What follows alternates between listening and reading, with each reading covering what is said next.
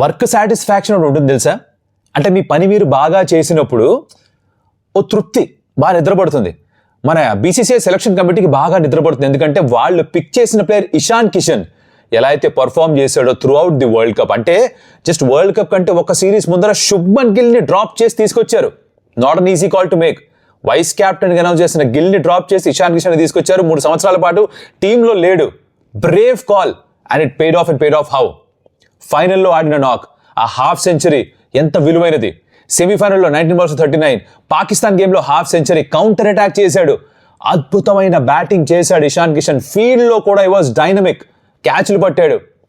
ఇంకేం కావాలి? ఇక్కడ ఇషాన్ కిషన్ తనకు వచ్చిన అవకాశాన్ని అద్భుతంగా ఉపయోగించుకున్నాడు. ఆ అవకాశాన్ని కల్పించిన సెలక్షన్ కమిటీలో ఉన్న మెంబర్స్ ఎవరైతే ఉన్నారో వాళ్ళు హాయిగా నిద్రపోతారు, పని బాగా చేశామని. ఏ మాట కామాట అద్దెర్రా కొట్టాడు మన ఇషాన్ దార్ కిషన్.